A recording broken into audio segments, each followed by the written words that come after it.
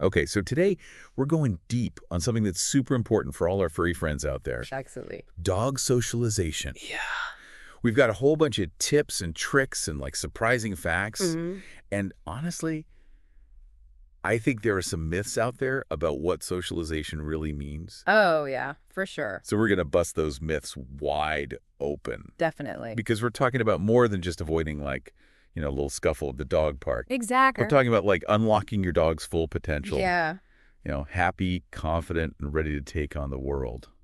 It's so true. I think people sometimes don't realize how much socialization really impacts Yeah. a dog's well-being. It's huge, right? It is. It goes way beyond just, making sure they don't bite somebody. Right, exactly. It's about building that foundation for yes. a calmer dog, Yeah. a more adaptable dog, Yeah. one less likely to be anxious or develop all those little weird quirks Totally. that make us wonder what's going on in that furry little head.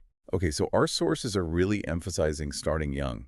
Mm-hmm. So why is that so crucial? Well, think of it this way. A puppy's brain in those first few months, Yeah. it's like a sponge, Okay. soaking up every experience, every interaction. Absorbing everything. Exactly. And those early interactions, they really shape how they see the world. Okay. Like other dogs, even just the things we humans do, like wearing a hat Oh, yeah. or pushing a vacuum cleaner around. I mean, what is it? Right. It's all new and strange. So it's more than just like puppy play dates then, right? Yeah, play dates are great. Don't get me wrong. Yeah. But the key here is our source said diverse interactions. They need to meet other dogs. Yes.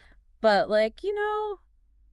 calm, well-mannered adult dogs too. That's a good point. And people in different clothes and hear different sounds. Makes sense. Even learning to be alone for a little bit. Oh, that's a good one. That's crucial too. Yeah. So it's really about giving them this toolkit Okay. for navigating the world. A resilience toolkit. Exactly. That's a good way to put it. Right. And speaking of confidence, one of the sources pointed out that Yeah. sometimes a lack of playfulness can be a sign of under-socialization. Absolutely. I don't know if I would have connected those two things immediately. Yeah, it's not always obvious. Right. But, if a dog hasn't really learned how to play, Yeah.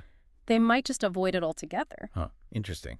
Of course, there's the more noticeable signs. Right. Like, aggression or fear around other dogs. Okay. Yeah. But those subtle cues, those are important too. Okay. So what about people listening right now who have a dog Mm-hmm. who is already showing some of those signs of maybe like fear or anxiety? Yeah. Is it too late to work on socialization? Not at all. I think It's never too late, okay. but it does require a little more patience. Okay. And you guessed it, positive reinforcement. Of course. Yeah. So think about controlled environments, Yeah. Maybe a quiet park where you can gradually introduce your dog to other dogs from a distance. Oh, yeah. And always remember, Yeah. positive reinforcement is key. I feel like we say that a lot, We do. but there's a reason There is. because it's important. It works. So can you remind us, what does positive reinforcement actually look like? Sure. So it's all about associating Yeah. those potentially scary things Mm-hmm. with good things. Right. So it could be anything your dog finds rewarding, Okay. a tasty treat, a favorite toy, Yeah. even just, enthusiastic praise in pets. Right. The goal is to help them build those positive associations Yeah. with the things that they're afraid of. Okay. That makes sense. And it really shows Yeah. how transformative those small steps can be. Absolutely. Like it doesn't have to be this big dramatic thing. It's Wow. just like little by little. Exactly. Yeah. And, our sources also mentioned some specific tips Mm-hmm. for socializing a dog who's already showing those fearful behaviors. Yeah. Can we dig into that a bit more? Of course, the key here is to go at the dog's pace. Okay. So don't force interactions. Right. Start by desensitizing them to the triggers Okay.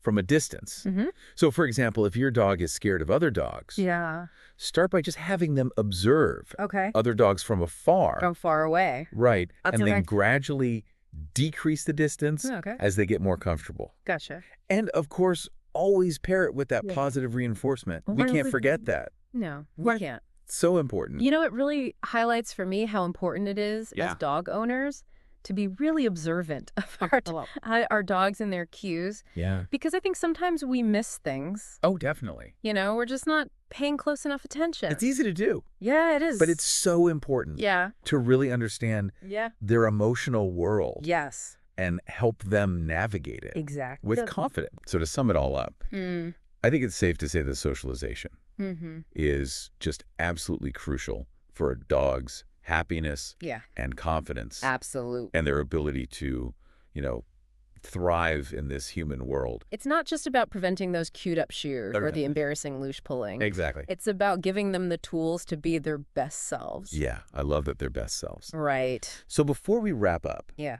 I want to leave everyone with a little something to think about. Okay. How can you create Yeah. those opportunities for positive social experiences Yeah. for your dog in your everyday life? Yeah. That's a good question Right. because a little bit of effort Yeah, can go such a long way it can. in enriching their world Yeah, huh? and strengthening your bond. So true. So think about that. Yeah, think about that. What can you do today? Okay, and that's our deep dive for today. Great stuff. We will catch you next time. See you then. And until then, happy socializing. Happy socializing. Bye. Bye.